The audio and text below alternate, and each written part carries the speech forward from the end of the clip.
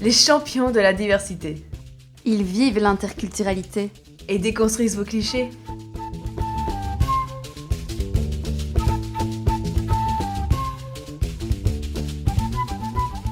Une émission proposée par Carrefour des Cultures. En partenariat avec l'IEX et l'ENALUX.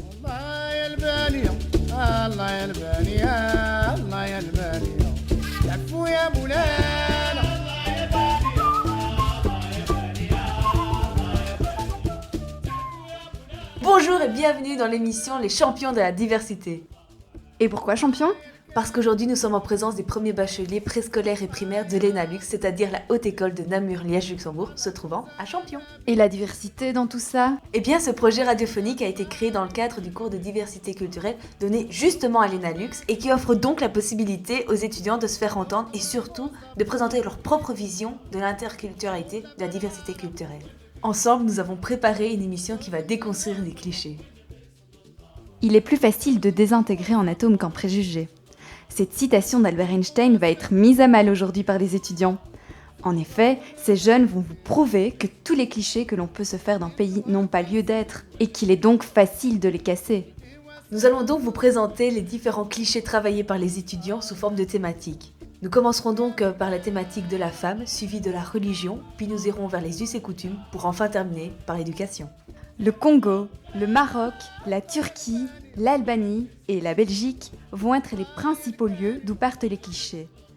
Mais avant, nous vous proposons d'imaginer un monde sans clichés et d'écouter cette superbe reprise d'Imagine par Jack Johnson.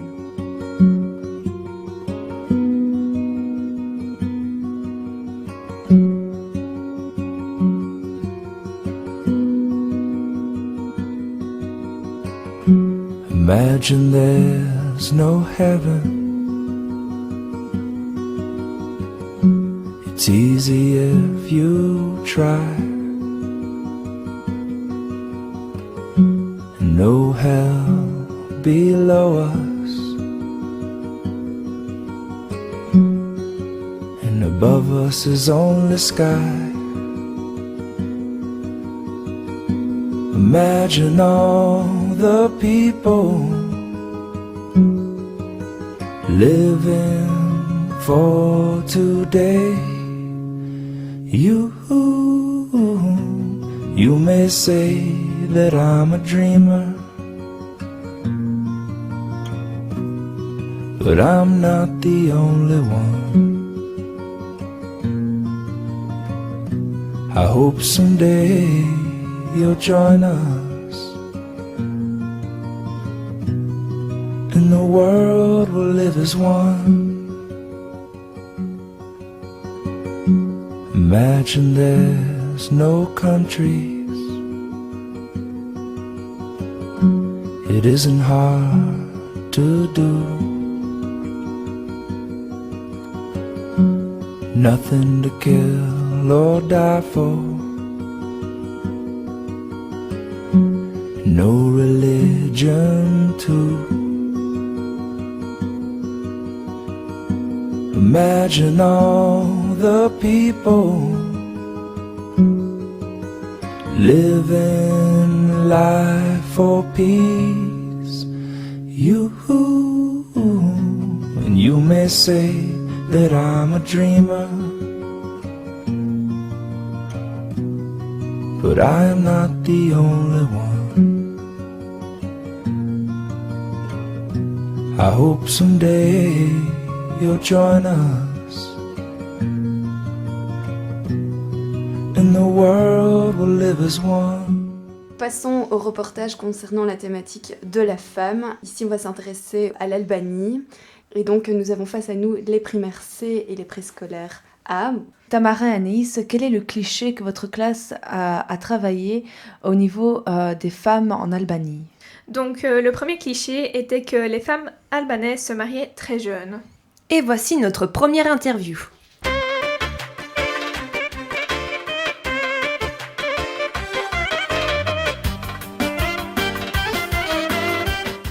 Il y a près de 100 ans, le recensement albanais nous apprenait que 29% des filles se mariaient à l'âge de 15 ans et 53% des adolescentes se mariaient à l'âge de 18 ans.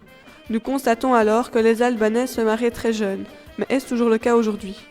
Pour répondre à ces questions, voici l'interview de Tony, un Albanais de 40 ans. Pensez-vous que les femmes albanaises ont leur mot à dire sur les mariages ? Oui, je pense qu'elles ont leur mot à dire, dans le sens où elles peuvent se marier avec qui elles veulent, du moment que ça reste un Albanais. Donc disons que c'est et oui et non par rapport à ça. Mais ça évolue au fil des années. On remarque que la modernité prend le dessus sur la plupart des couples, on va dire, même albanais. Comment explique-t-on que les femmes sont généralement plus jeunes que les hommes pour se marier ? Je pense que c'est une généralité qui englobe tout le monde, même les gens d'autres nationalités. Il est vrai que les filles se marient assez jeunes, et donc c'est vrai qu'il y a généralement un écart entre les deux, mais je pense pas qu'il y ait vraiment une raison à cela. Je pense que les hommes sont matures plus tard que les femmes. Ça, je crois aussi que c'est en général. Donc voilà pourquoi je pense que les hommes ont un âge un peu plus élevé que les femmes quand ils se marient. Les femmes albanaises se marient jeunes. Est-ce un mythe ou la réalité ? Ça change au fil des années. On remarque qu'il y a une évolution aussi à ce niveau-là. Mais c'est vrai qu'elles se marient jeunes parce qu'elles ont une certaine maturité. Comme c'est pas des femmes qui sortent énormément, donc c'est des femmes qui ont une adolescence assez courte. Je connais plusieurs cas autour de moi qui se sont mariées à l'âge de 25, mais elles ont trouvé leur copain vers 18 ans.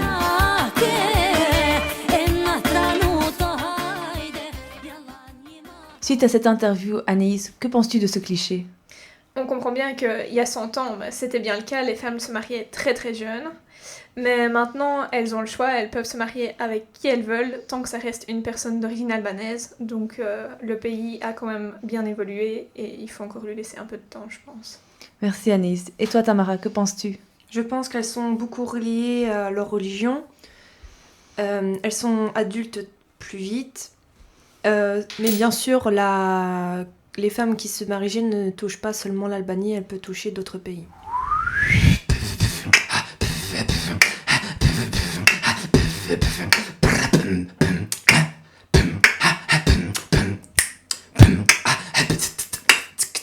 Et Tamara, qu'en est-il du second cliché ? Un groupe a voulu travailler, les femmes albanaises sont soumises. Et tout de suite, passons au reportage.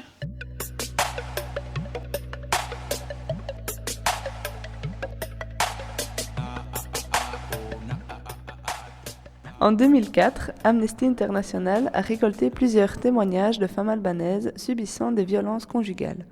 Une de ces femmes, souhaitant rester anonyme, a accepté de relater son vécu. Mon mari a commencé à me battre dès le lendemain de nos noces. Il était jaloux en permanence. Un jour, nous regardions des photos du temps où j'étais célibataire et sur une photo, j'étais à côté de mon cousin Germain. Il m'a frappée parce qu'il était jaloux. J'étais atterrée. Mon père n'avait jamais battu ma mère, mais j'ai cru que ça ne se reproduirait pas. Faut-il en faire une généralité ?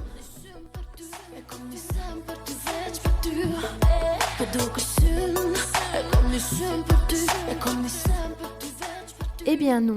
Dès les premières années qui suivirent la libération de la femme, le Parti communiste albanais s'est assez vite rendu compte que la place de la femme dans le socialisme était aussi importante que celle de l'homme. En effet, sa contribution intellectuelle et son énergie physique ont été une grande force dans la politique du pays. Dans tout le pays, l'État albanais a fait d'énormes progrès afin de renforcer le cadre légal dans le but de promouvoir les droits des femmes et lutter contre les violences domestiques.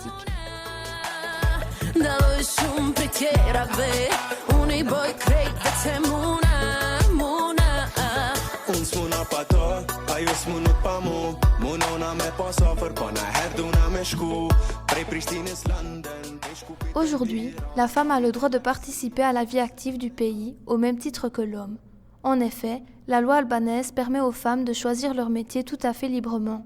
Elles bénéficient aussi d'un congé payé annuel après avoir travaillé pendant 11 mois de suite, leur permettant de passer des vacances agréables.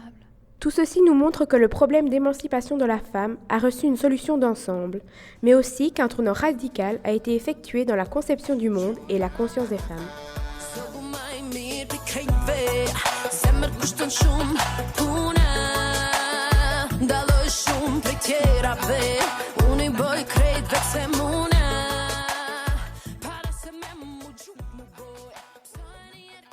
Et donc, suite à ce reportage, est-il vrai de dire que les femmes albanaises sont encore soumises ? Non, puisqu'il y a des lois qui protègent les droits des femmes et elles participent à la vie active.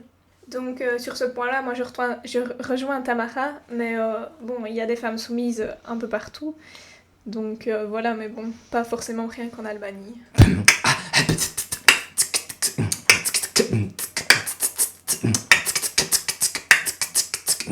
Et donc nous passons sur le reportage au Maroc. Nous retrouvons pour le thème qui est la femme, la classe de primaire D. Quel est le cliché choisi par cette classe ? Alors le cliché que nous avons choisi est le suivant. Les femmes marocaines sont des femmes maltraitées. Et donc pour cela, nous allons écouter un premier témoignage.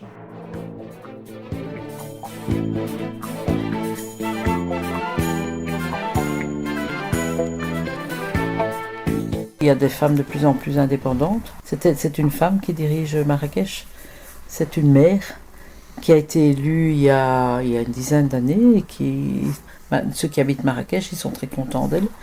Donc je pense que l'indépendance des femmes là-bas est une réalité pour beaucoup. Alors pas toutes évidemment, et puis bon, c'est pas parce qu'on est marocain qu'on est battu. Il y a des femmes battues en Belgique aussi. C'est pas une question de nationalité, c'est une question de relation entre un homme et une femme. Et bon, il y a des hommes qui sont plus dominants, des femmes qui acceptent la dominance. Ça sous-entend en fait qu'elles seraient plus maltraitées parce qu'elles sont musulmanes, ce qui n'est pas non plus vrai, quoi. Souvent on met les deux ensemble.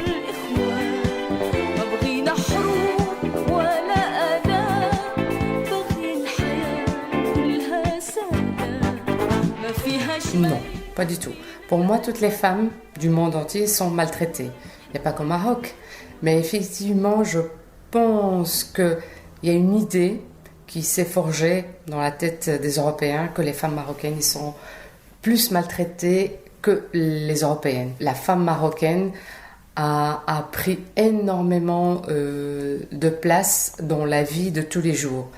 Ça prouve que maintenant, la femme marocaine est plus respectée qu'il y a peut-être, je dirais, cinquantaine d'années. Mais effectivement, on a toujours ce cliché de l'arabe qui maltraite son épouse, qui doit toujours... je veux dire, on dit toujours un homme arabe, quand il rentre chez sa femme à la maison, il va frapper sa femme parce que si elle ne sait pas pourquoi, mais lui sait pourquoi.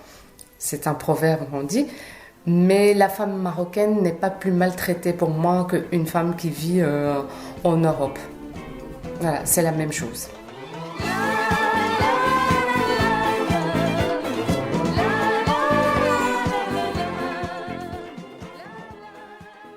Et toi, Rebecca, que penses-tu de ce cliché ? Bien, moi, je pense que les femmes maltraitées existent partout et pas dans une communauté ciblée. Il s'agit bien d'un cliché, mais si on regarde bien les femmes marocaines aujourd'hui, on peut s'apercevoir qu'elles ont accès au vote, elles ont accès à des études de haut niveau, parfois même plus haut niveau que certains hommes marocains. Et dans l'ensemble de mes connaissances personnelles, ce sont des femmes tout à fait épanouies.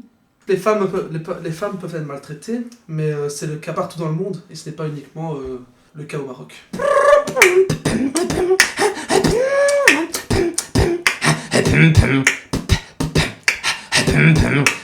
Passons au reportage sur le Congo. Pour cela, nous retrouvons les classes de bachelier primaire A et presco C. Pouvez-vous nous expliquer par rapport aux clichés qui se retrouvent sur les femmes au Congo ? Le premier cliché qui a été travaillé est « Les femmes congolaises sont inférieures aux hommes ».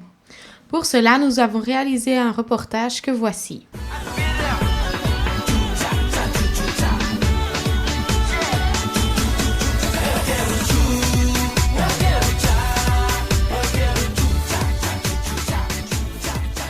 Non, sûrement pas. À mon avis, elles seraient même supérieures aux hommes, vu toutes les activités qu'elles ont, mères de famille, ménagères, travaillant dans les champs, quand c'est à la campagne, ou ayant des petits commerces dans la ville. Non, sûrement pas, elles ne sont pas inférieures. Mais je pense quand même que l'Africain mâle aimerait bien qu'elles soient inférieures, ça les arrangerait rudement bien.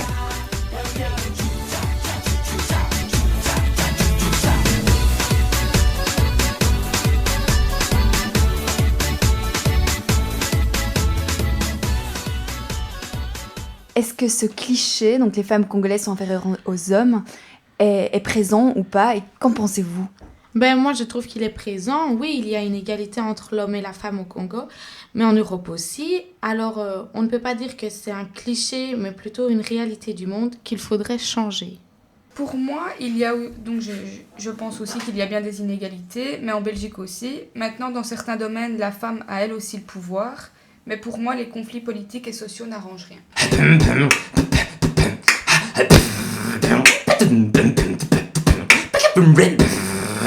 Et maintenant, nous passons au reportage sur le Congo.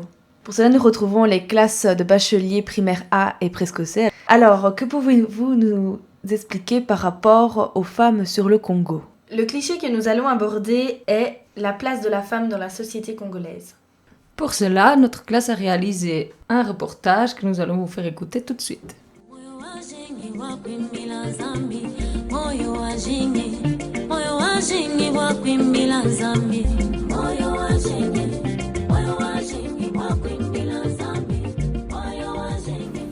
Le 8 mars dernier, comme chaque année, la journée de la femme a eu lieu. Le but de cette journée, qui existe depuis plus de 90 ans, est de prôner l'égalité, la justice, la paix et le développement. Cette année, le Congo a pris comme thème l'autonomisation de la femme et sa participation politique. Dans l'interview que vous allez entendre, on parle de la place qu'a la femme au Congo. Beaucoup de personnes pensent que la femme n'a aucune importance dans la société congolaise. Vérifions si c'est réellement le cas.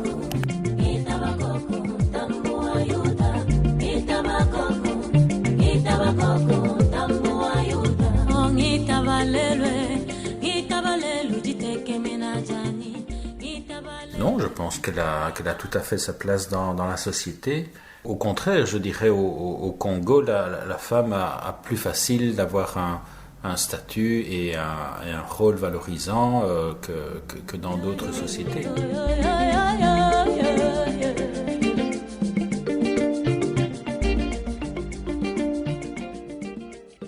Et vous, que pensez-vous de ce cliché? Je pense que le cliché n'a pas lieu d'être parce que les femmes s'occupent de la maison, les femmes s'occupent des enfants, elles s'occupent aussi de leur mari.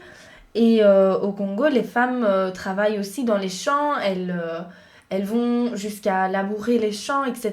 C'est quand même très important. Sans ça, les hommes ne pourraient même pas vivre, ni les hommes, ni les femmes d'ailleurs. Donc voilà, je pense qu'elles ont bien leur place dans la société. Je suis tout à fait d'accord avec Nadine. En plus, au Congo, il existe le ministère de la promotion de la femme depuis 1990, alors qu'ici en Belgique, nous en avons un seulement depuis 2014. Et puis, il y a plusieurs projets qui sont en place pour développer un peu l'éducation, etc. chez les femmes, comme par exemple notamment la bourse d'études pour les femmes au bassin du Congo, où ils proposent plusieurs formations destinées aux femmes. Donc tu veux dire par là que le Congo a bien évolué? Oui, on va dire par rapport à l'Europe en général. Et donc, en une phrase, comment vous pourriez conclure que les femmes ont effectivement leur place dans la société congolaise? La femme est un pilier très important dans la société congolaise. Vraiment, c'est tout à fait le contraire.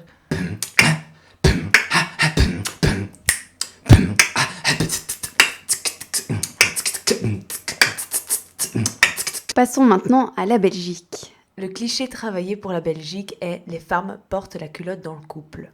Et tout de suite, nous vous proposons une interview.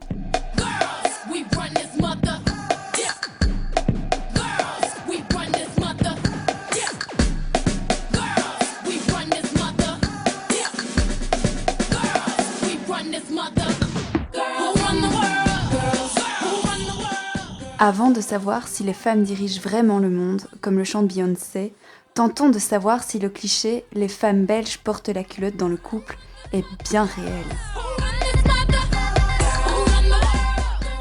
C'est un cliché qui appartient à une société de nos parents et de nos grands-parents et qui n'est plus de mise à l'heure actuelle. Parce que la vie actuelle fait que la vie de couple est une vie de partage, c'est une vie d'égalité. Il n'y a plus ce cliché d'un dominant et d'un dominé. Alors, c'est des clichés anciens où, quelle est la signification de cela ? Peut-être à une époque où le mari était effectivement l'homme qui ramenait l'argent, il devait être très fréquemment absent, non seulement pour son travail, parce que ça durait, c'était des journées de travail de 10-12 heures, plus en fait la fréquentation des loisirs tels que les cafés ou autres. Donc il n'était pas à la maison pour gérer ce qu'on appelle le quotidien du couple et le quotidien de la famille. Et donc c'était la mère qui gérait tous les soucis familiaux, les soucis sociaux, les soucis d'éducation des enfants.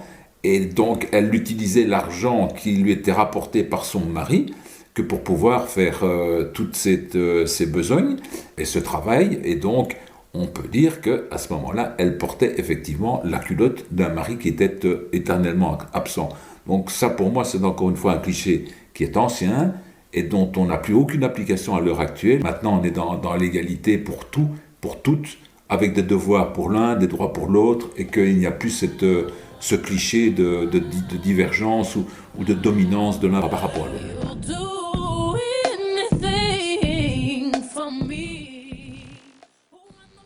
Je dirais que c'est un cliché un peu à double sens, parce que si je dis oui, ce serait prouver d'une certaine manière comme quoi la femme serait supérieure à l'homme, et dire non, ce serait alors prouver le contraire. Donc moi je dirais plutôt que ça dépend d'un couple à l'autre. Donc évidemment, il y a certaines femmes qui auront un fort caractère, qui auront beaucoup à parler, beaucoup à dire et qui auront beaucoup de responsabilités, peut-être même plus que les hommes.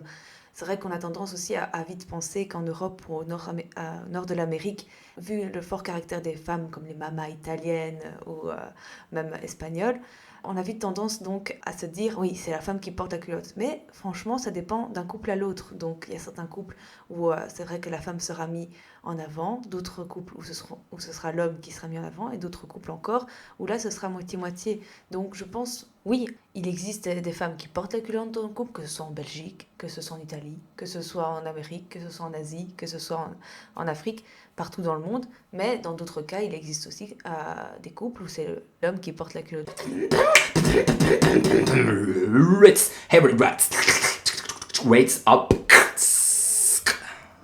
Après avoir analysé plusieurs clichés concernant la femme, nous pouvons, je pense, conclure que ces différents clichés ne traduisent pas la réalité et que les jeunes ont bien compris que la femme, malgré les difficultés dans le passé, est et doit être l'égale de l'homme, et ce, peu importe la nationalité. Nous vous proposons un interlude musical qui va introduire le prochain thème.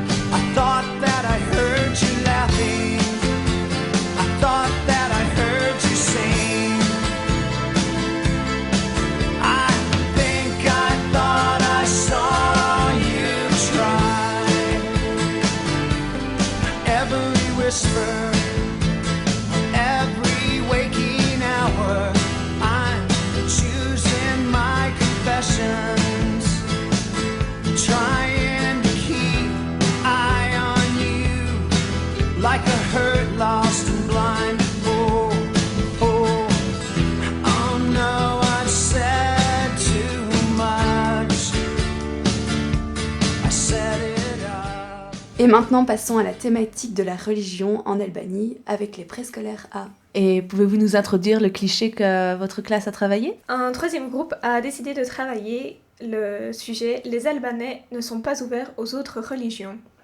Et voici l'interview.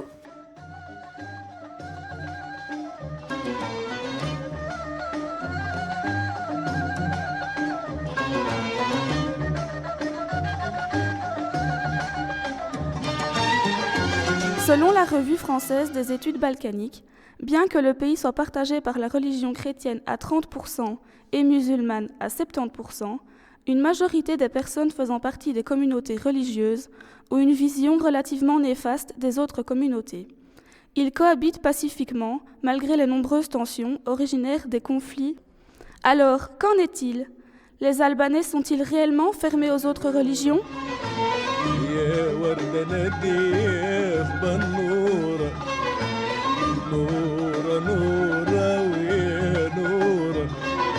C'est le seul pays au monde où les trois religions vivent en parfaite harmonie. Dans certaines villes, on trouve une église à côté d'une mosquée. Il n'y a pas de différence entre les religions.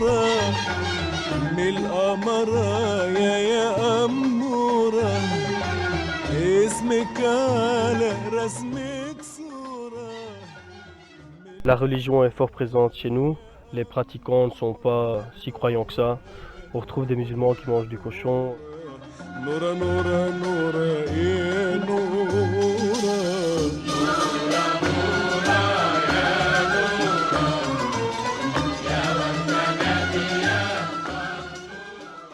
Suite à cette interview, que pensez-vous donc de ce cliché ? Eh bien que la religion est propre à chacun et c'est quand même un des pays où il y a 3 religions et où elles vivent toutes en harmonie. Ben, je rejoins un peu l'idée avec Anaïs qu'il y a une harmonie entre les deux religions, il n'y a pas vraiment de différence et qu'ils ne sont pas très pratiquants non plus.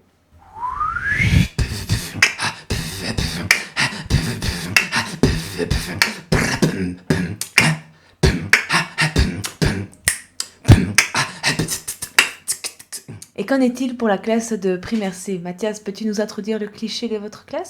Oui, bien sûr. On a analysé donc 3 clichés. Et le premier des clichés qu'on a analysé, c'est les Albanais sont tous musulmans.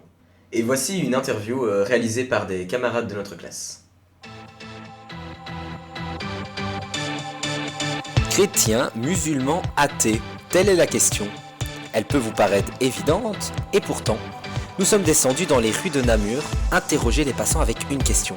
Quelle est la religion des Albanais ? Je ne suis pas pratiquant. Je suis de tradition familiale musulmane, mais j'ai dans ma famille, en l'occurrence, mon grand frère était chrétien, était catholique. Voilà un peu la nature religieuse des Albanais. Leur foi est plutôt une foi patriotique. Il y a un écrivain célèbre albanais qui a dit que la religion des Albanais, c'est la patrie. On m'a dit qu'il était trop vieux pour tous nos pleurs, qu'il est trop riche pour écouter nos pauvres cœurs, qu'il est trop pris, qu'il est femme, qu'il est homme, qu'il est hétéro, qu'il est gay, qu'il est chanteur, qu'il est DJ, qu'il est mort et qu'il est né, qu'il est même musulman ou juif, qu'il est bouddhiste et athée. Au nom du rythme et des gens, je crie house, alléluia. Alors, les Albanais tous musulmans, Mathias ? Majoritairement, j'ai envie de dire oui, mais pas que. Il y a vraiment un pourcentage plus grand chez les musulmans, mais de musulmans, pardon. Mais il y a aussi 12-13% d'orthodoxes, 15% de catholiques. Donc voilà, en fait, ce qui est beau, c'est qu'il y a vraiment une mixité dans ce pays. Et c'est ça qui est génial, contrairement au pays, par exemple, je peux prendre le nôtre ici, où c'est un peu plus délicat, les religions, clairement, mais que là-bas, vraiment, il y a un respect, il y a un respect des religions, et ça, c'est vraiment beau. Je pense que le vivre ensemble est vraiment important, donc on voit cette mixité, cette richesse et ce respect des religions d'autrui qui est très belle. Et la vraie religion de l'Albanie, c'est une unité autour d'un peuple qui est belle à voir. Oui, et si je vais peut-être rajouter un truc aussi, c'est qu'il y a des athées. Hein. Il y a aussi des athées donc il y a de tout. Donc en gros, c'est un peu comme en Belgique, il y a diverses religions qui se côtoient, qui s'entendent, et peut-être... Ils sont plus ouverts. Ouais.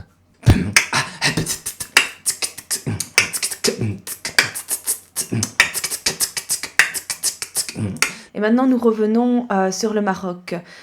Pouvez-vous nous rappeler le cliché que vous avez travaillé ? Alors le prochain cliché, c'est « Il n'y a que les religions qui comptent pour les Marocains ». Et voici le reportage que nous avons réalisé.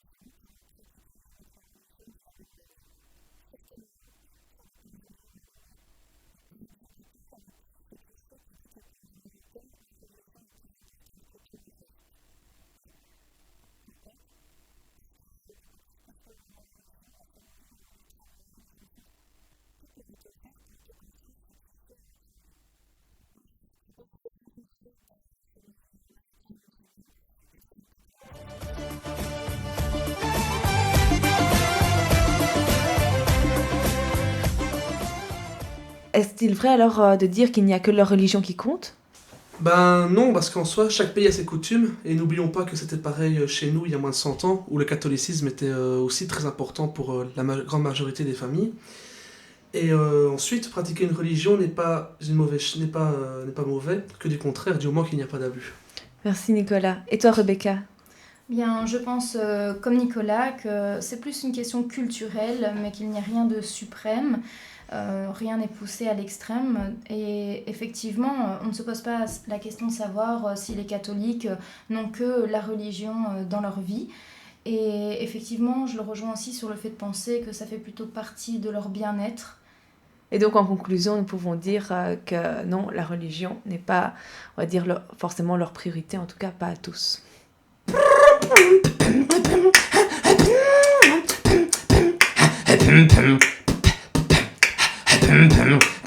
Passons au reportage concernant la Turquie. Nous retrouvons la classe de primaire B. Vous allez nous présenter en cliché, mais quel est-il ?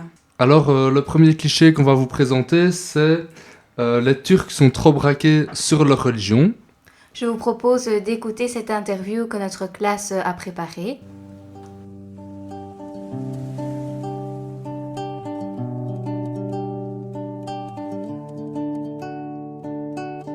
اليوم راني معاك غدوة تاني متمني يكتب المكتوب ونكون حداك يا قلبي شوف هواك وين رماني فوق بحر صافي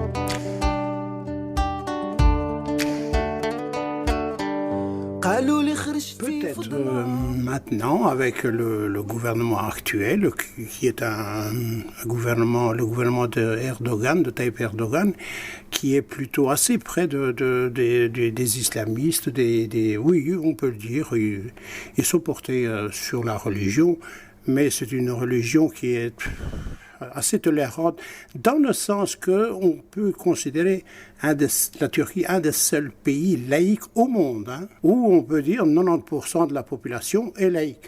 Mais c'est ce que ça implique une non-religion, je ne sais pas, la laïcité est devenue aujourd'hui où on veut faire de la laïcité une autre religion, mais hélas, il faudrait encore se battre comme les chrétiens se sont battus pendant 2000 ans pour imposer la foi.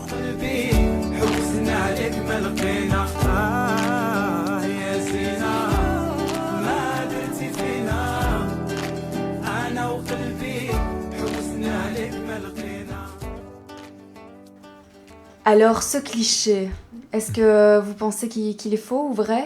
Moi, personnellement, je suis tout à fait contre ce cliché. En effet, j'ai des amis qui sont turcs et ils sont pas du tout braqués sur leur religion, ils sont vraiment ouverts aux autres cultures. Alors, il est vrai qu'on pourrait penser que leurs parents, eux, sont fort braqués sur leur religion, ils ont des principes et tout ça. Mais je trouve que les jeunes d'aujourd'hui, d'origine étrangère, dont les Turcs, sont vraiment ouverts aux autres cultures, donc il n'y a pas de souci à ce niveau-là. Moi, je rejoins un peu l'avis de William. Je trouve que les musulmans plus âgés pratiquent leur religion plus intensément et respectent les contraintes qui leur sont imposées. Par contre, les plus jeunes sont un peu plus laxistes. Ils pratiquent toujours leur religion, mais ne respectent pas toutes les règles. Selon moi, chacun pratique et croit à sa manière. Ok, et comment est-ce qu'on pourrait conclure ce cliché ? Est-ce qu'il est d'application ? Finalement? Oh non, il est vraiment totalement absurde. Je pense que Mélanie ne va pas me contredire. Il n'a pas de raison d'être.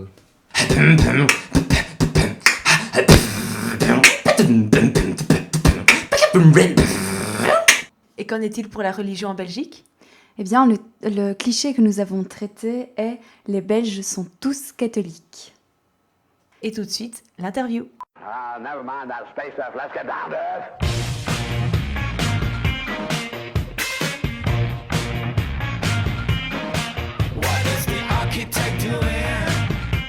Dieu, cet architecte du monde, est présent dans tous les pays sous différents noms. Mais est-il vrai de dire que les Belges sont catholiques sinon rien ?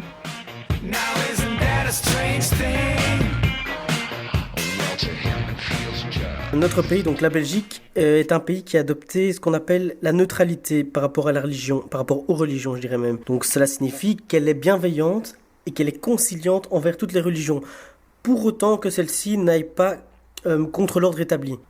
Notre pays compte un nombre non négligeable de musulmans, de juifs, de protestants. En comparaison, vous avez le nombre de catholiques pratiquants qui, lui, justement, a tendance à diminuer ces dernières années.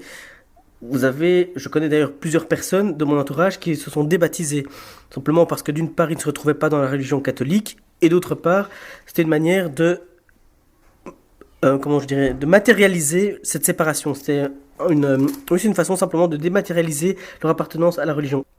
Et pour terminer avec votre cliché qui n'en est pas un à mon sens, c'est que j'habite dans un quartier à Schaerbeek, près de l'Opale, dans lequel vous avez énormément de religions qui se côtoient, et donc non, les Belges ne sont pas tous catholiques, loin de là. Alors pouvons-nous dire encore que les Belges sont tous catholiques ? Eh bien, je dirais que non, parce que la Belgique, et il est vrai, est effectivement de tradition catholique. Et j'ai d'ailleurs été éduquée dans cette religion parce que mes grands-parents étaient catholiques, mes parents sont catholiques. Mais actuellement, il y a une cohabitation avec d'autres religions qui fait que les adolescents, même les adultes, se sont posés plusieurs questions par rapport à leur propre vision de la religion et sont devenus soit agnostiques, athées ou pratiquent encore une autre religion. Alors, l'école aussi témoigne de cet exemple de tradition catholique. En Belgique, il était de tradition de nouveau d'être dans une école catholique. Et évidemment, actuellement, elles ne sont plus ce qu'elles étaient. Effectivement, durant les cours de religion, on ne se centre pas uniquement sur la religion catholique, mais on voit d'autres religions. Aujourd'hui, il y a aussi un débat sur ces cours de religion qui fait qu'on va proposer à l'élève de suivre le cours de religion, donc des religions, ou alors un cours de morale, ou encore de ne rien suivre du tout. Donc il y a vraiment un débat qui se fait autour de la religion actuellement, mais pas uniquement catholique. C'est une religion qui est multiple, c'est même des religions. Et en Belgique, on peut dire qu'il y a un véritable brassage religieux. Voilà.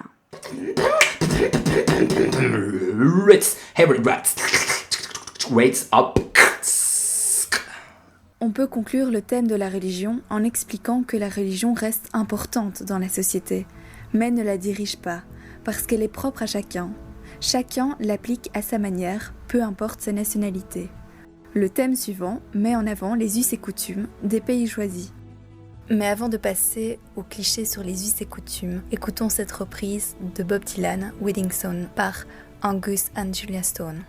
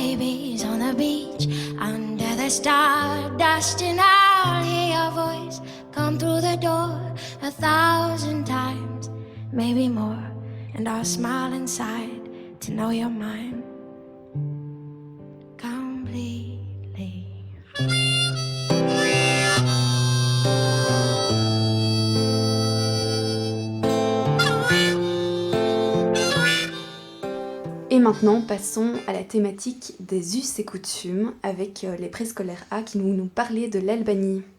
Et donc, pouvez-vous nous rappeler le cliché que votre classe a travaillé ? Un groupe a décidé de prendre la thématique les Albanais sont très centrés à leur tradition. Et tout de suite, l'interview.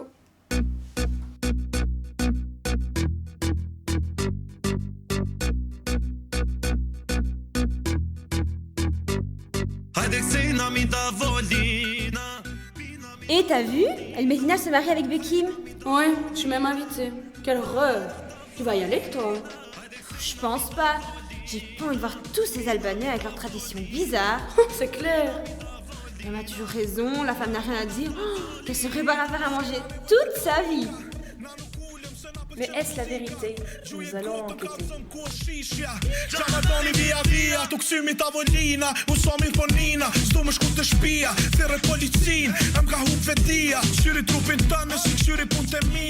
ne trouve pas que les Albanais soient complètement centrés sur leurs propres coutumes. J'ai des élèves albanais en cours de français langue étrangère. Et c'est justement des gens qui sont très très ouverts à la culture belge, qui ont beaucoup de connaissances sur ce qui se passe à Namur par exemple. Ils sont vraiment ouverts sur le monde et sur les autres communautés.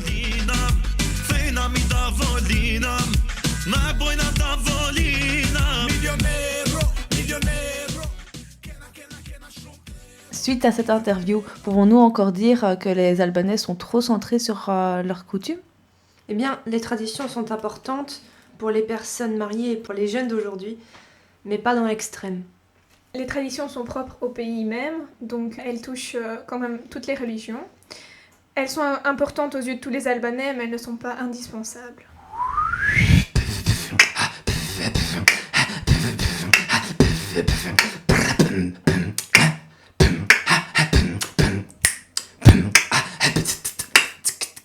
Et qu'en est-il pour la classe de primaire C ? Maxime, peux-tu nous introduire le cliché ? Oui, bien sûr. Le cliché était donc « Les Albanais sont nationalistes ». Donc nous allons l'écouter tout de suite, c'est parti.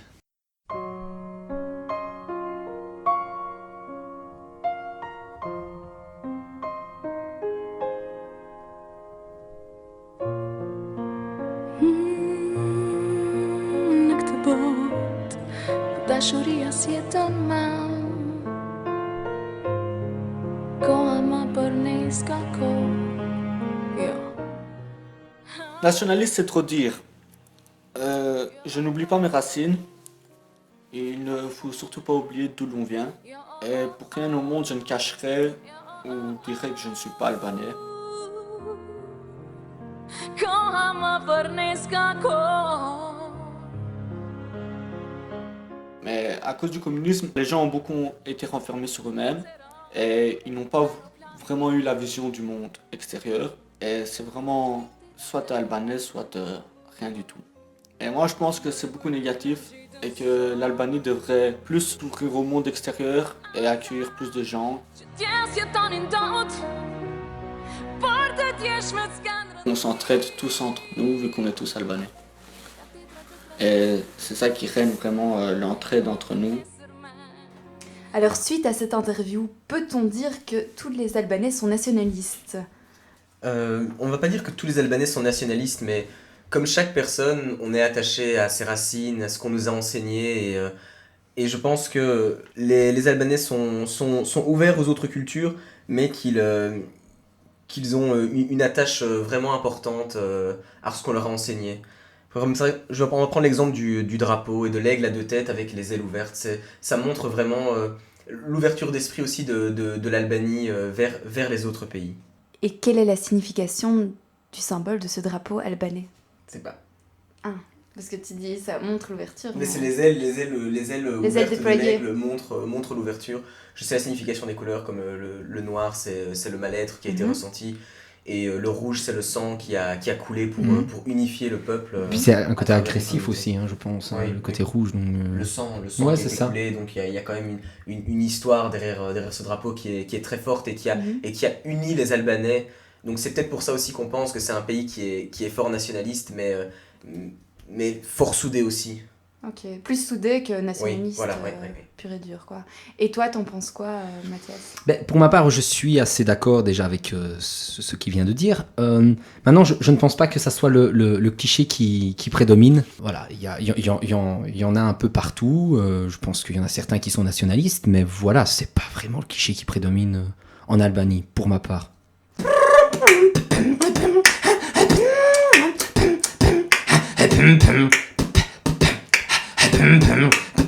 Et qu'en est-il des us et coutumes au Maroc ? Tout de suite, nous allons retrouver la classe de préscolaire B. Quels sont les clichés que vous allez travailler ? Dans notre classe, nous avons travaillé 3 clichés. Le premier étant « Les hommes marocains sont misogynes ». Et tout de suite, voici le reportage que les élèves de notre classe ont réalisé.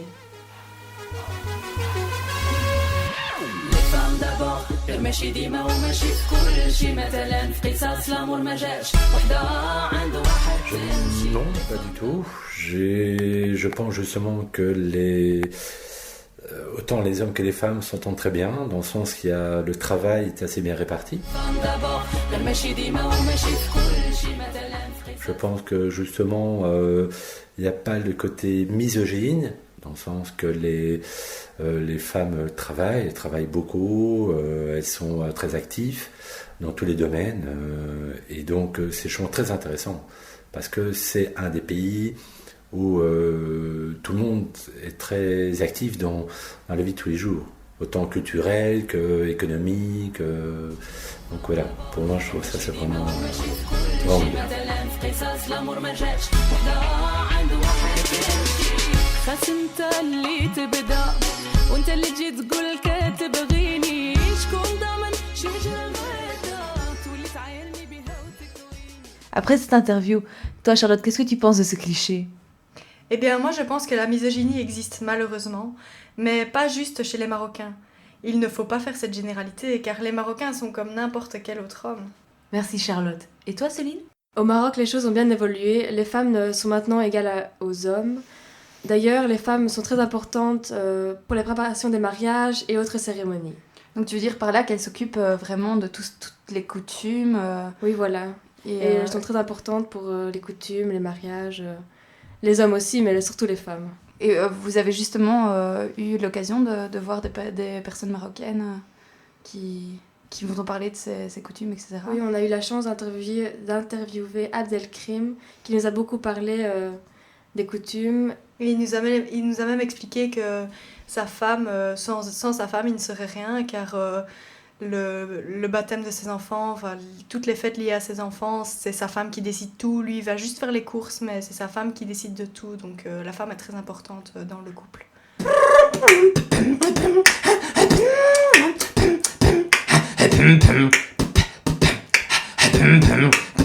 Quel est le deuxième cliché travaillé? Le second cliché travaillé est les Marocains sont fiers de leur culture.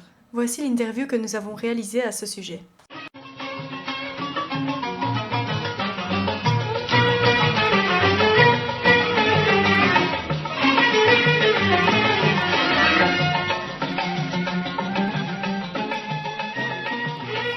Je crois qu'on est tous fiers de notre culture, peut-être pas les Marocains plus que les autres, si ce n'est qu'ils sont quand même arabes et qu'ils sont à la source de beaucoup de choses de notre savoir actuel.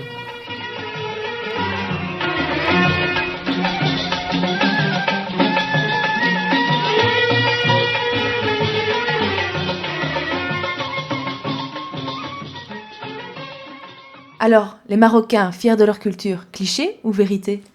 Fier est un bien grand mot, je trouve, pour parler de leur culture. C'est normal qu'ils soient fiers, parce que leur culture, c'est leurs valeurs, c'est ce qu'ils pensent.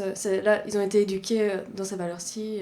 Donc je trouve que c'est normal d'être fier de sa culture, et voilà. Bien, moi, je trouve qu'ils en sont fiers, mais comme les Belges aussi, comme toute nationalité. Mais ils ne l'imposent pas. Nous l'avons bien vu chez Abdelkrim, il n'impose pas sa culture aux autres membres de sa famille. Car comme il le disait, une religion, par exemple, c'est basé sur des valeurs et c'est quelque chose que l'on ne peut pas imposer à quelqu'un. Donc sa culture, c'est la même chose. Merci pour ton intervention.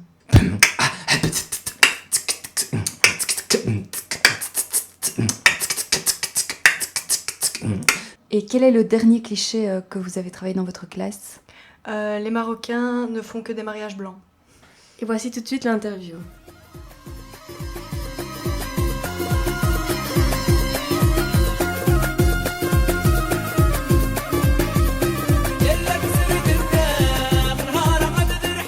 Le mariage blanc est un mariage d'intérêt.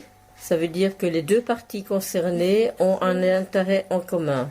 Une des parties a le côté administratif et l'autre partie, en général, le côté financier.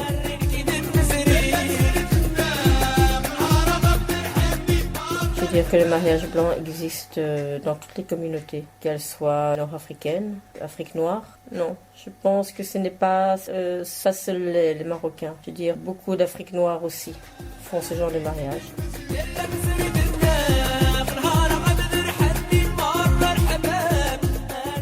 Pouvons-nous encore dire que les Marocains ne font que des mariages blancs? On associe souvent les Marocains au mariage blanc, mais ce ne sont pas que les Marocains qui font des mariages blancs. Il y a dans plusieurs pays, plusieurs coutumes, ils le font aussi. Donc il ne faut pas directement associer les mariages blancs aux Marocains. Eh bien, je suis tout à fait d'accord avec Céline.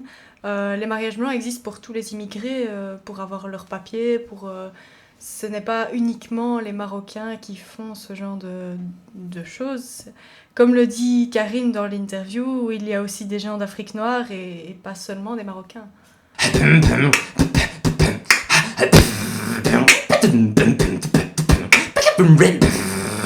Et maintenant, nous retrouvons le Congo avec non pas un, mais deux clichés présents sur les us et coutumes. Le cliché qui a été travaillé est « tous les Congolais sont polygames ». Pour en savoir plus, nous allons écouter un reportage dans quelques instants.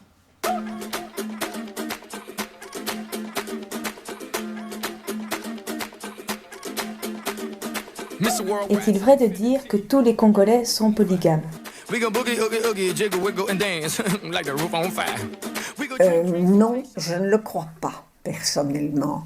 Dans les villes, certainement pas, parce qu'il y a quand même une évolution grâce à toutes les technologies dont ils peuvent disposer maintenant. Et puis quand même, il y a un minimum d'études qui a été faite. Donc les jeunes, certainement, ne sont plus polygames. Mais dans les villages reculés, là, j'ai quand même quelques doutes.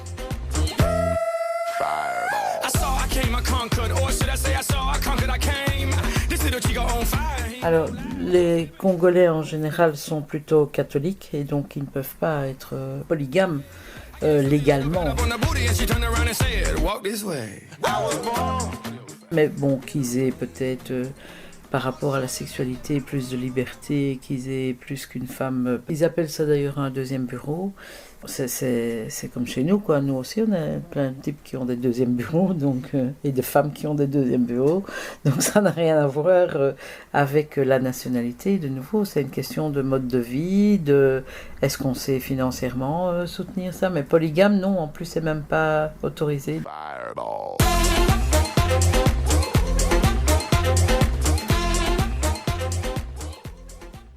Alors, les Congolais polygames, mythe ou réalité, qu'en pensez-vous?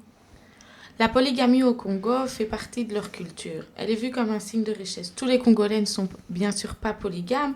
Cela dépend de leur région et aussi de leur famille, je pense.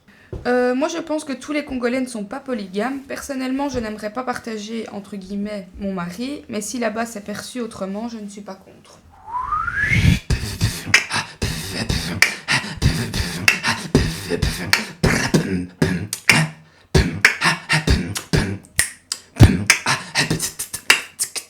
Et qu'en est-il pour le second cliché? Le second cliché qui a été travaillé est « Les Congolais sont tellement fiers de leur musique qu'ils dansent tout le temps ». Pour en savoir plus, nous allons vous faire écouter un reportage que nous avons réalisé.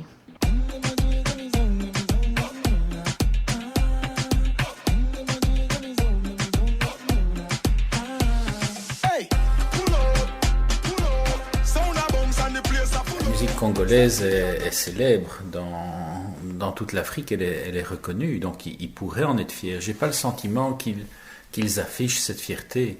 Je pense qu'ils ont un rapport à la danse et au chant qui est différent de celui qu'on pourrait avoir ici en Belgique.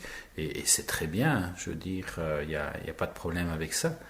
Je ne pense pas donc qu'ils nous affichent une fierté en disant, j'ai jamais eu ce sentiment-là. Par contre, ils ont un talent par rapport au chant et à la danse, ça c'est clair.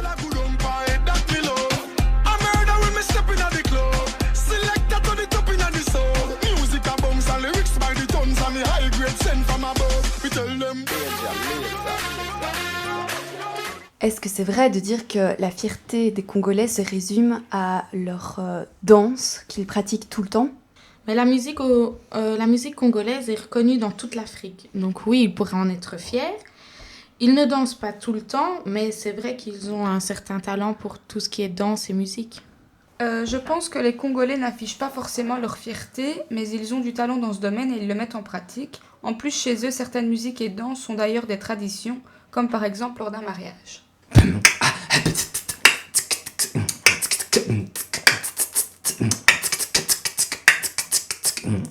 Alors revoilà la classe de primaire B, toujours sur la Turquie. Et maintenant, on va mettre en avant les us et coutumes en Turquie avec un cliché. Mais quel est-il, Mélanie? Donc, ce préjugé s'intitule « Le kebab est primordial dans la vie d'un Turc ». Alors maintenant, on va vous présenter l'interview d'un groupe de notre classe. Retiens ces noms, restaurant d'hier, spécialité turque et kebab.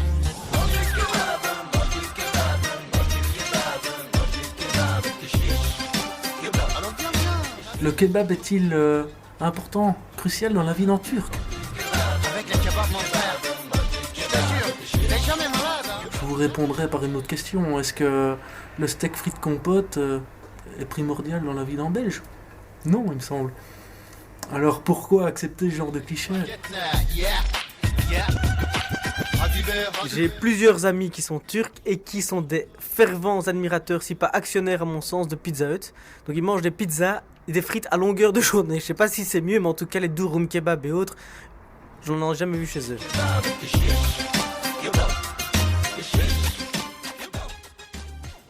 Et donc William, je sais que toi tu aimes les kebabs, mais est-ce que le kebab est primordial vraiment dans la vie d'un Turc? Alors, primordial, je ne sais pas, mais j'ai déjà eu l'occasion de parler à un gérant d'un kebab qui m'a expliqué que chez les Turcs, en fait, leur viande chez eux est vraiment délicieuse et le kebab a vraiment de succès en Turquie aussi. Les prix aussi sont peu élevés, donc ça explique quand même un succès assez élevé en Turquie. Et voilà, il m'a expliqué que c'est pas primordial dans la vie d'un Turc, mais ça a quand même son importance chez eux, quoi. J'ai pu remarquer que tous les vendeurs de kebab sont turcs, mais pour moi cela est normal, étant donné que c'est une spécialité turque. Il est évident que ce soit eux qui la cuisinent, mais ça ne veut pas dire que le kebab est le centre de leur vie. Et pour conclure, finalement, le kebab, important ou c'est un cliché qui n'a pas lieu d'être? Alors, pour moi, il est quand même important. Mais donc le kebab est quand même important dans la vie d'un Turc, mais ça ne tourne pas qu'à ça. Il y a aussi, voilà, les Turcs ont aussi d'autres spécialités, d'autres comment dire, d'autres centres d'intérêt que le kebab.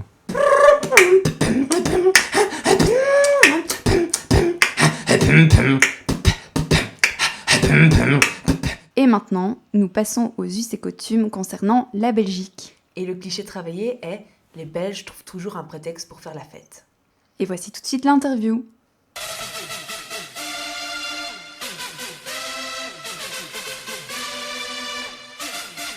Il est l'heure, fini l'heure de danser.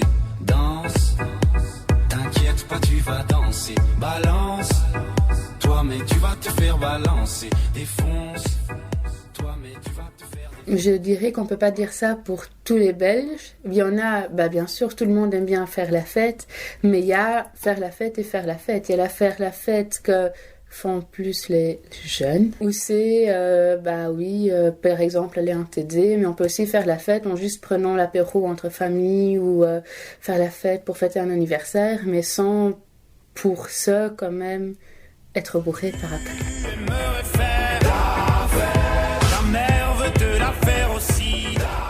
Je pense pas qu'ils trouvent toujours un prétexte, ils font la fête quand ils en ont envie, le plus souvent possible, parce que bon, ça distrait. Mais bon, il faut voir aussi dans la société, avec la crise maintenant, on ne sait pas toujours faire toutes les fêtes qu'on voudrait. Je voudrais te faire la fête, tout le monde te fera aussi la fête. Gaëlle, toi qui aimes justement faire la fête, est-ce que tu trouves toujours un prétexte pour la faire? Eh ben non, parce qu'il y a faire la fête et faire la fête. Et bien sûr faire la fête comme lorsqu'on se retrouve lors d'une réunion familiale, lors d'un anniversaire ou encore les réunions entre collègues, mais aussi faire la fête comme par exemple aller en boîte de nuit ou aller encore à un de ces nombreux festivals dans le monde. Le tout, c'est surtout de se dire que oui, il y a certaines personnes qui vont toujours trouver un prétexte pour faire la fête, mais à nouveau, généralisé par rapport aux Belges, il y a des fêtards partout dans le monde. Donc, à nouveau, ça dépend d'une personne à une autre. Il y a certaines personnes qui préfèrent faire la fête 1 ou 2 fois par mois ou par an, et d'autres personnes qui aiment bien faire la fête tous les soirs. Ce cliché est non fondé.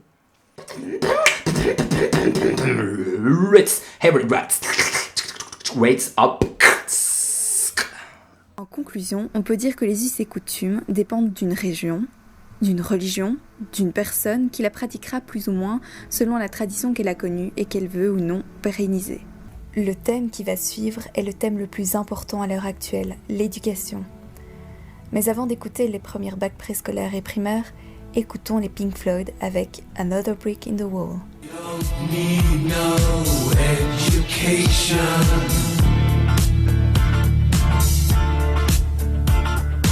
We don't need no thought control.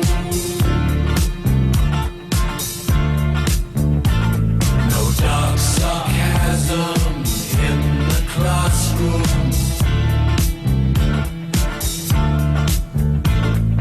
Teacher, leave them kids alone.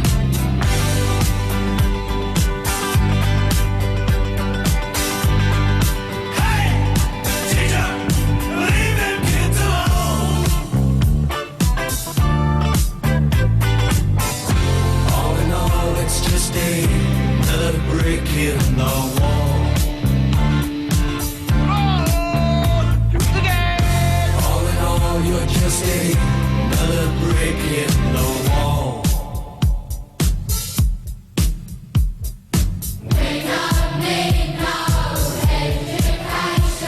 If you don't eat your meat, you can't have any pudding.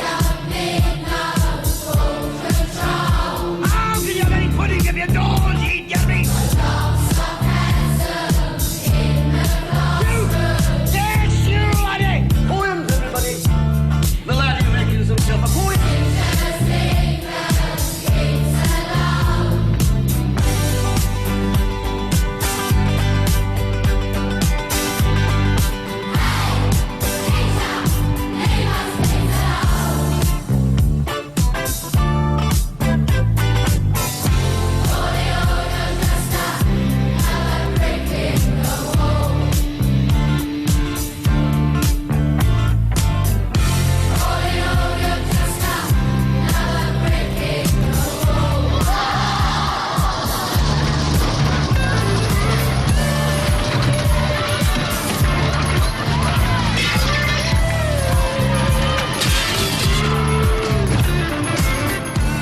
Pour finir, penchons-nous sur une thématique primordiale, l'éducation. Et pour cela, nous retrouvons la classe de primaire C. Est-ce que Mathias pourrait nous rappeler le cliché ? Oui, tout à fait. Donc le cliché travaillé, c'était l'Albanie égale pays dangereux. Et c'est parti pour l'interview.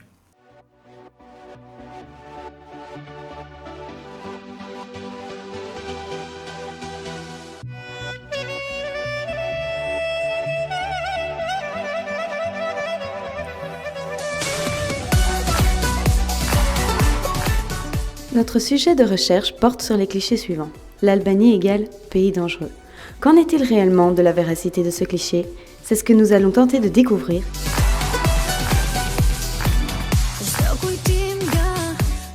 Mais dangereux, dans quel sens dangereux, dangereux Paris aussi, hein, si on s'appelle il y a un mois et 2 semaines, les attentats de Paris, ceux de Stockholm, etc. Danger, il est partout, parce que c'est dans la nature, je dirais, dans la nature humaine, mais l'Albanie n'est pas plus dangereux que la Libye, la Tunisie, l'Égypte, et puis d'autres pays.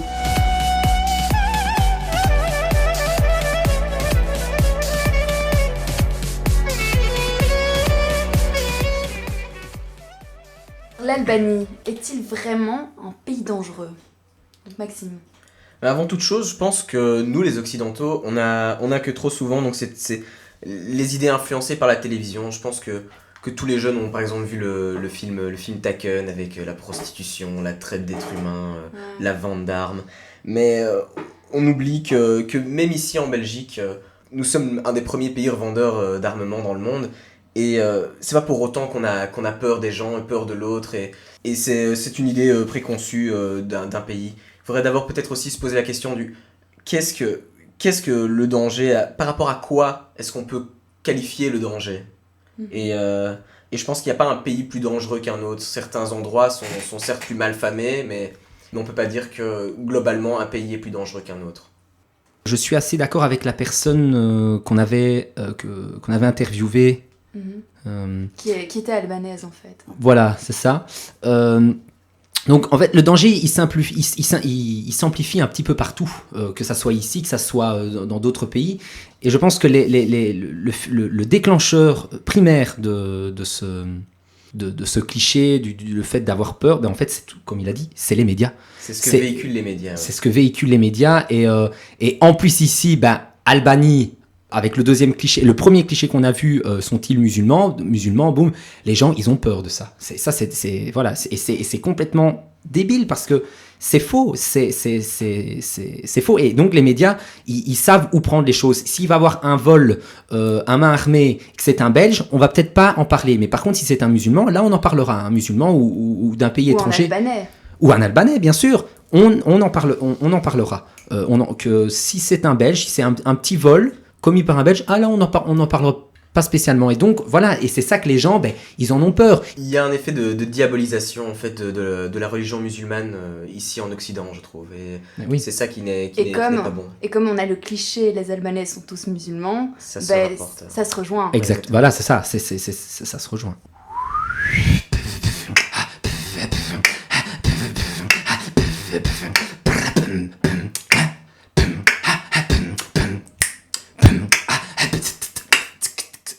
Et donc nous revenons maintenant à nouveau sur le Maroc. Alors, qu'en est-il du cliché que l'on peut retrouver par rapport aux Marocains ? Alors le cliché que nous avons travaillé est le suivant, les Marocains sont tous des voleurs. Et donc nous allons encore une fois écouter une interview.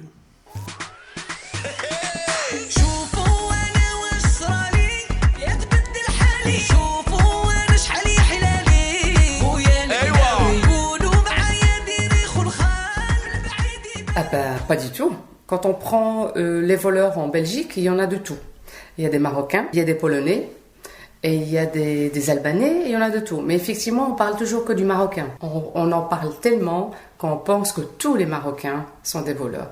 Quand il y a un fait c'est-à-dire qu'il y a un Marocain qui vole ou qui agresse, on en parle énormément. Et alors, les médias, je veux dire, précisent toujours que c'est un Marocain.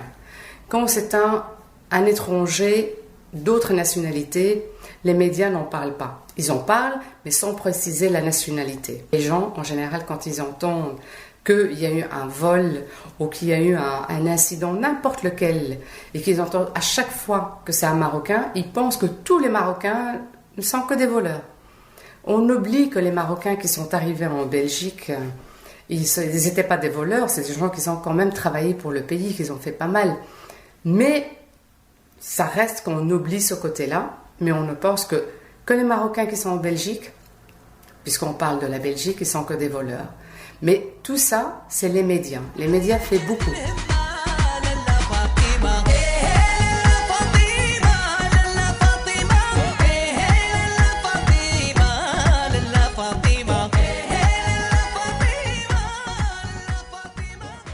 Suite à cette opinion sur les Marocains tous voleurs, que pensez-vous de ce cliché maintenant ?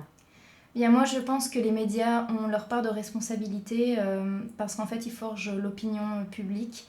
C'est vrai qu'on étiquette fort cette communauté lorsque des vols s'opèrent et c'est retransmis et donc c'est ancré dans la société. Et moi pour ma part je pense qu'il faut plus regarder le milieu social, l'influence subie par les jeunes. Alors, j'ai juste envie de rajouter que ce sont surtout les jeunes Marocains qui sont victimes de ce cliché, car ils sont victimes donc, de l'étiquette qui leur a été collée à la peau dès leur naissance.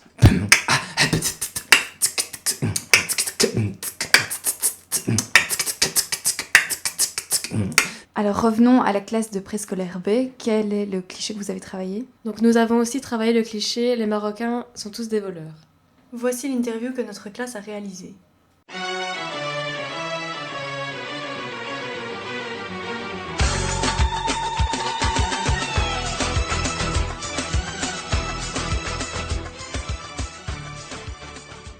Je me suis encore fait voler mon GSM. Ben oui, c'est encore certainement un des Marocains. Nous entendons souvent ce genre de réflexion. Êtes-vous d'accord avec ce cliché ? Les Marocains sont des voleurs ? Non. Je veux dire, c'est pas logique de tous les mettre dans le même plat. Il y a des Marocains qui sont honnêtes. Il y a des Belges qui sont voleurs, ça veut pas dire qu'on l'est tous. Ce serait ridicule de dire ça pour les Marocains.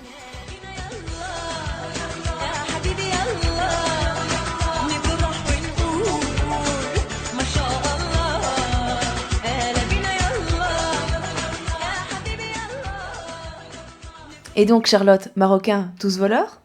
Non, pas spécialement. Car moi, personnellement, je me suis déjà fait voler mon portefeuille et mon GSM. Et ce n'étaient absolument pas des Marocains. Ce cliché est basé sur la généralisation des mauvaises expériences des gens. Et ce n'est donc pas un cliché fondé.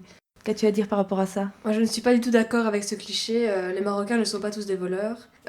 N'importe qui, de n'importe quelle religion, peut être voleur. Mais souvent, on associe les Marocains... C'est un cliché et du coup, les gens vont se méfier des Marocains alors qu'il ne le faut pas. Enfin voilà, je ne suis pas du tout d'accord avec ce cliché.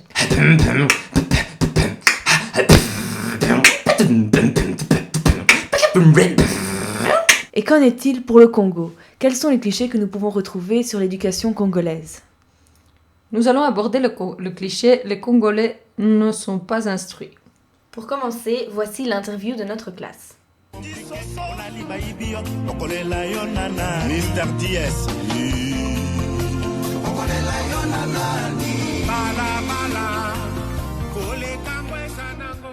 En 2008, Sandrine, une jeune Congolaise, s'est fait connaître aux États-Unis grâce à son invention, une voiture électrique.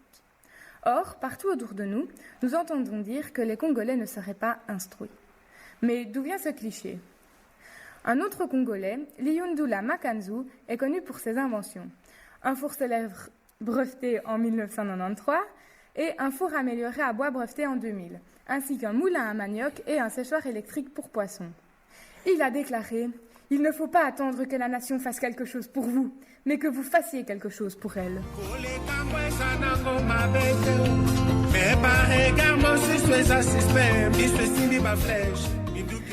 Nous allons maintenant interviewer Mozart, un étudiant congolais qui fait actuellement un master en éducation aux médias à la Haute École de Communication et de Journalisme, l'IEX.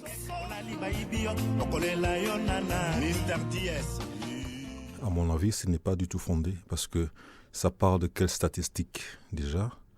La plupart des Congolais vivent dans les grandes villes et l'entièreté du pays est pratiquement vide. Il y a beaucoup de forêts et ceux qui sont dans les grandes villes, ils vont normalement à l'école. Donc, et la preuve, moi, j'ai fait un master en éducation aux médias en Belgique. S'ils m'ont pris à ce niveau, c'est que j'en avais les moyens, j'avais la compétence, la qualification nécessaire. Voilà, je pense pas. Et autour de moi, il y en a plein qui, c'est pas les nombres d'universités qui manquent. Il y en avait moins en 60 à l'indépendance. Non.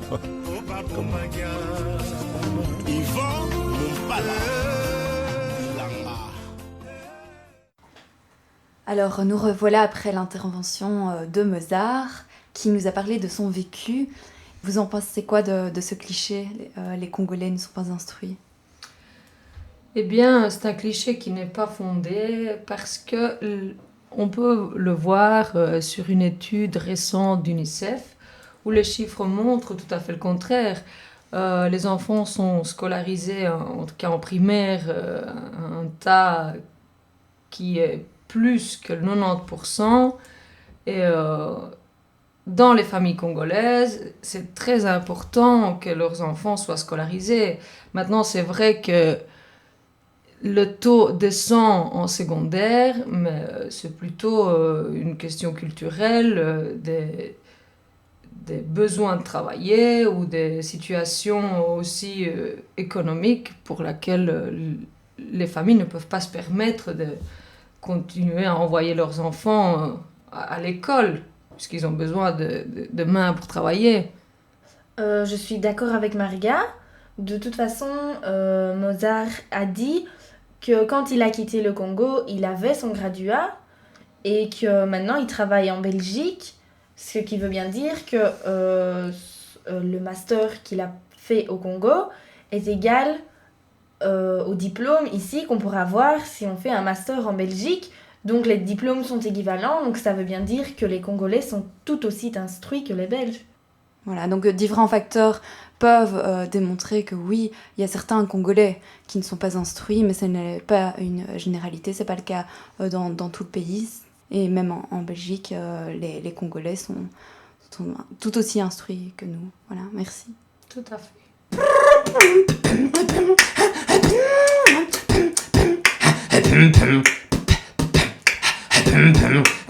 Alors maintenant, Mélanie et William vont nous parler d'un autre cliché en Turquie qui concerne l'éducation.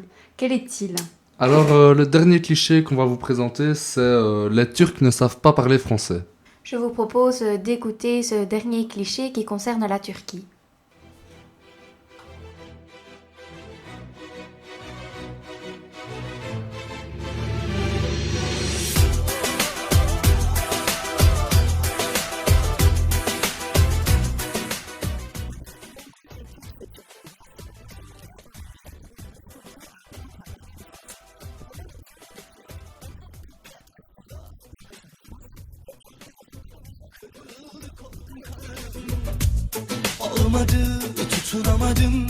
Écoutez, pour ma part, j'ai l'occasion de côtoyer de nombreuses nationalités dans mon boulot.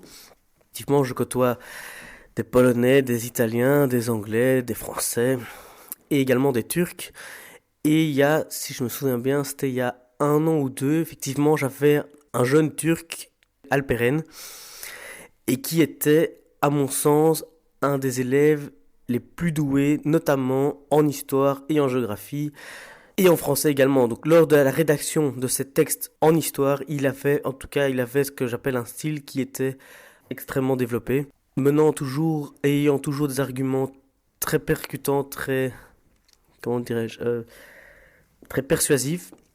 Et je pense qu'il savait persuader dans ses dissertations notamment et dans ses réponses en histoire, pour la simple et bonne raison qu'il avait ce que j'appelle un bagage culturel très important, donc lisant énormément de bouquins. Je ne connais pas énormément de Turcs, mais un seul Turc suffit, à mon sens, à déconstruire ce cliché.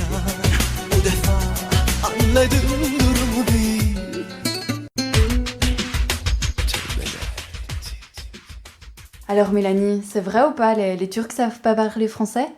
Pour moi, ce cliché est totalement faux, car j'ai rencontré plusieurs personnes turques en secondaire et elles n'avaient aucun problème pour s'exprimer en français. D'ailleurs, c'était parfait et nous n'avions vraiment aucun problème de communication. Je rejoins tout à fait Mélanie sur ce sujet-là. J'ai des amis qui sont turcs également et ils parlent vraiment très bien français. Ils font des études comme nous, ils sont vraiment bien intégrés dans la société. Donc ce cliché-là est totalement faux pour nous, quoi. Et je pense que c'est l'avis de la majorité des personnes en Belgique.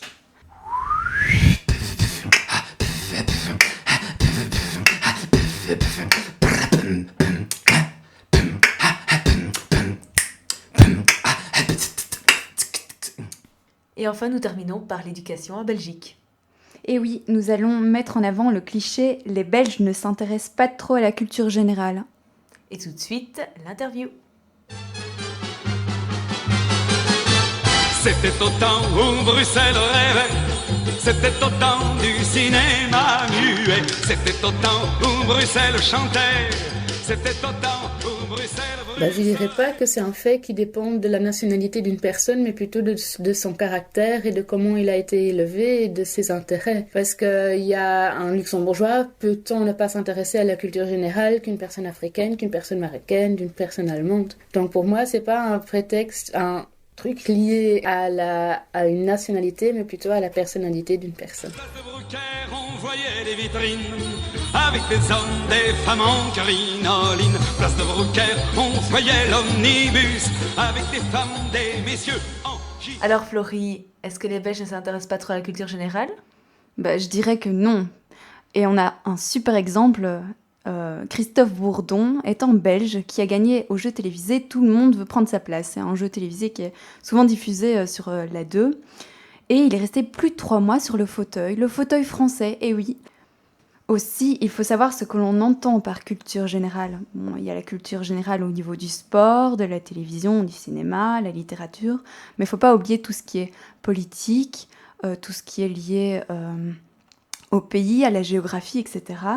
Et donc, je pense que chacun est calé dans un ou plusieurs domaines, mais que l'on s'est tous au moins un jour intéressés à d'autres thématiques, et même sans le savoir, ne serait-ce qu'en lisant un journal, le métro, dans le train par exemple, en regardant la télévision, en parlant même avec des amis. Donc oui, on apprend énormément en parlant, en allant vers les autres. Et puis aussi, le fait d'être dans une nouvelle ère, une ère médiatique, fait qu'on a plus vite accès à l'information, à la culture, à une culture qui s'étend de plus en plus.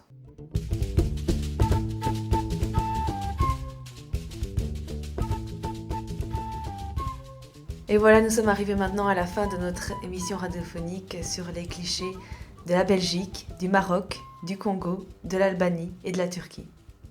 Les participants ont pu, grâce aux interviews, grâce aux reportages, se décentrer, faire fi de leurs préjugés et aborder le débat interculturel qui est fortement présent actuellement. On vous remercie d'ailleurs pour cette écoute et on espère que votre vision aura évolué et changé et surtout que vous pourriez échanger avec d'autres personnes dans référentiels culturels autres que le vôtre et que vous pourrez prendre en compte tout ce qui a été dit. On espère aussi que ce projet pourra être utilisé par des écoles et que différents profs feront de même avec leurs élèves parce qu'il est important de faire prendre conscience à tout le monde qu'autrui existe, que différentes cultures sont mélangées ici en Belgique et qu'on se doit de connaître la personne, d'aller vers la personne afin de ne pas généraliser et de déconstruire tout simplement les préjugés qu'on a à la base. Nous espérons ainsi que notre émission radiophonique a permis d'ouvrir les yeux et surtout les oreilles à de nombreuses personnes, pas seulement les jeunes, mais aussi les personnes un peu plus âgées, peut-être qui ont été peut-être un peu plus fermées par rapport à ces préjugés. Nous avons passé un excellent moment auprès des élèves de l'ENALUX parce que je pense que ce projet a permis non seulement d'apprendre sur ce que nous réalisons, mais nous avons appris sur ce qu'eux ils pensent par rapport à ces préjugés, ces clichés. Gaëlle et moi remercions l'ASBL Carrefour des Cultures, ainsi que les professeurs de diversité culturelle et de TIC de l'ENALUX qui nous ont aidés, et nous espérons que vous avez passé une agréable émission. À bientôt.